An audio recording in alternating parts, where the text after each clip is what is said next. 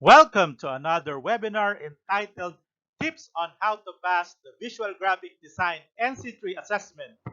This webinar is brought to you by Stellar Educational Training and Tutorial Services in cooperation with the Selfless Educator. To know something about me as your speaker for today's session, I am Sir Jeffrey G. Delphine, an Adobe Creative Educator Level 1 Visual Graphic Design NC3 passer, and a former DepEd Division of Zambales ICT trainer. For those who don't know what Visual Graphic Design NC3 is, let me tell you something about it.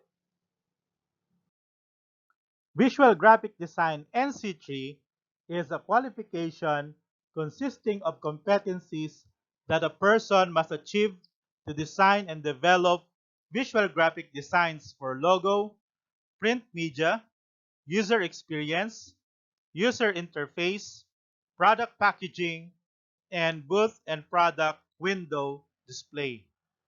So when we talk of competency, this is the ability to do something efficiently or successfully, meaning VGT NC3 is a proof or evidence that you have the ability to perform the task and responsibilities of a graphic artist. So what are the benefits of visual graphic design NC3? Number one, those who qualify for a national certificate or certificate of competency can get a higher paying job than they previously have.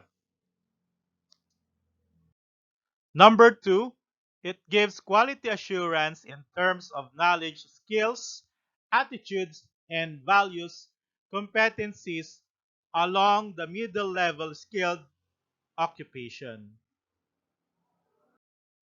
And number three, the certificate will strengthen the fact that the student or the candidate has been thoroughly assessed through a series of demonstrations, observations, with oral questioning, written tests, interviews, third-party reports, portfolios, and work projects. So what are the software to be used in the assessment? So we have Adobe Photoshop. Adobe Photoshop is a software application for image editing and photo retouching for use on Windows or Mac OS computers.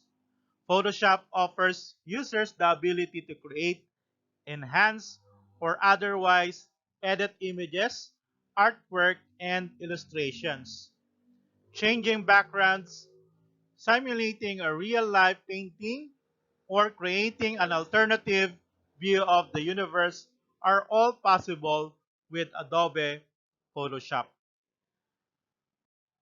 Next is Adobe Illustrator. Adobe Illustrator is a software application for creating drawings, illustrations, and artwork using a Windows or Mac OS computer. Illustrator was initially released in 1987 and it continues to be updated at regular intervals and is now included as part of the Adobe Creative Cloud. Illustrator is widely used by graphic designers, web designers, visual artists, and professional illustrators throughout the world to create high quality artwork. Next is Adobe XD or Adobe Experience Design. Adobe XD is a vector-based user experience design tool for web apps and mobile apps, developed and published by Adobe Incorporated. It is available for Mac OS and Windows. Also, although there are versions for iOS and Android to help preview the result of work directly on mobile devices.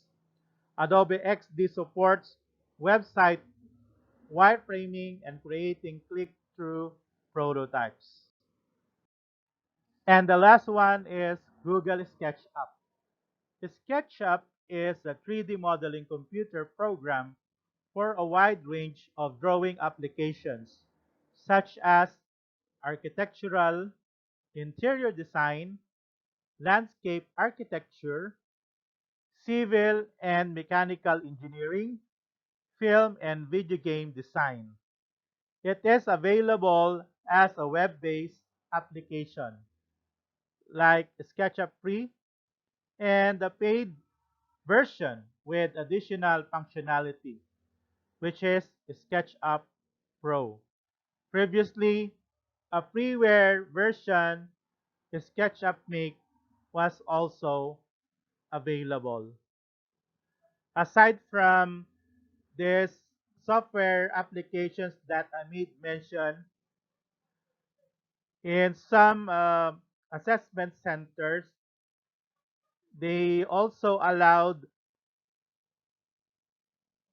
the candidates for the assessment to use other software applications aside from those things that I mentioned a while back, such as CorelDRAW, 3D Studio Max, and Adobe InDesign.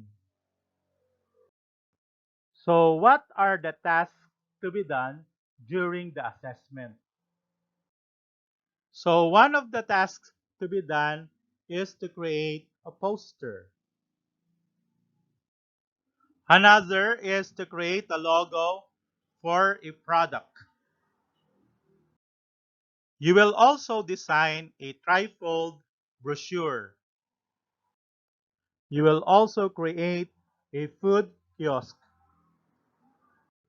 Another one is to create a header, buttons, and icons for either a smartphone or tablet prototype.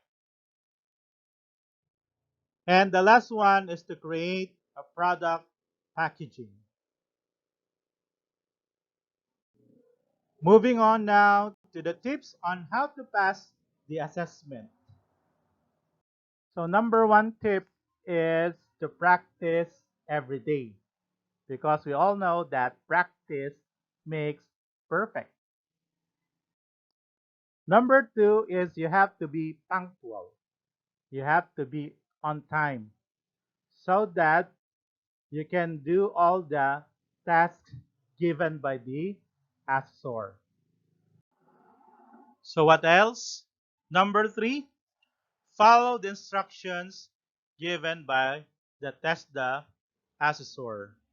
So the TESDA assessor will give time for you to do the task and all the things that are necessary during the assessment. Number four, the last one, is to be adept and flexible in various software to be used in the assessment.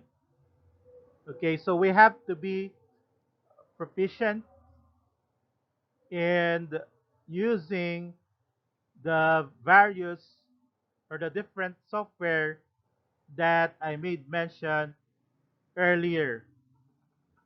So I have an additional uh, software that it is also used in the assessment, which is Blender that can be used in creating the food kiosk.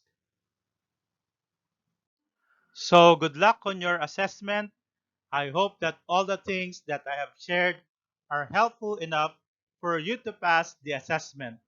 Thank you very much for watching this video.